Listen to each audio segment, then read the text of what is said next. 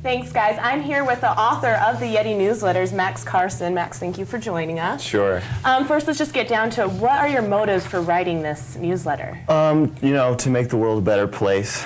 I think there's a lot of social issues out there, important things that people aren't talking about, like racism and sexism and homophobia and things like that, that I feel like would be better addressed in a humorous manner than by preachy, finger shakers.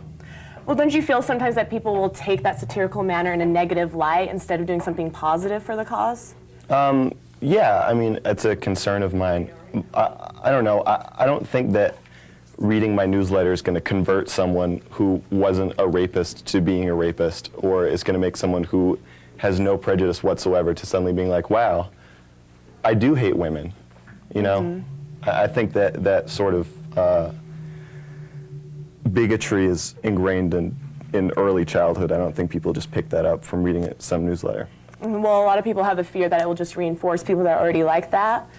Do you think you should put any type of disclaimer on your future newsletters or anything like that? If people take it wrong? Because I'm trying to point out ideas out there. If people want to believe that I'm racist or I'm sexist, it's not about making myself look good. It's about showing that sexism is out there. So if people believe that I'm sexist and they want to fight back against that, then I feel like I've still raised the issue. Mm-hmm. When you talk about people fighting back, what's the worst criticism you've gotten so far?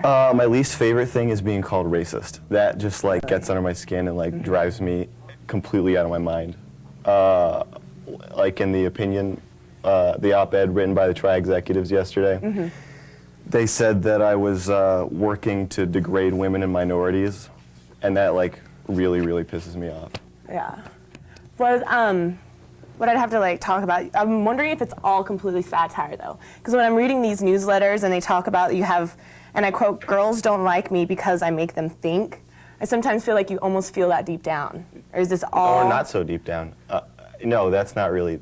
Do you mean that? Yeah, I think a lot of girls, they're not all satire. I think a lot of girls allow themselves to be objectified and sort of feel more comfortable being objectified because they're used to it. And I think that when they meet someone who really wants to ask them questions and, hear what they're thinking, that just makes them uncomfortable. And then the one where I say girls who don't masturbate are stupid. I really do think that.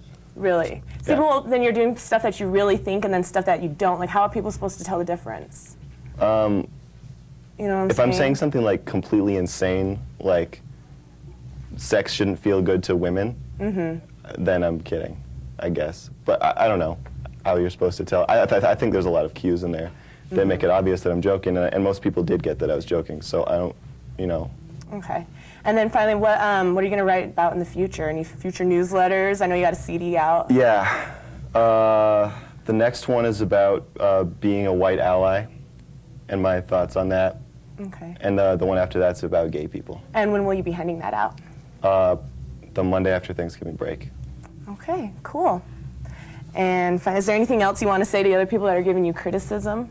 Yeah, I think that it's kind of hypocritical, and I think the worst response is to say, we should just stop. Don't read it, don't respond to him, don't pay attention to him, he'll go away.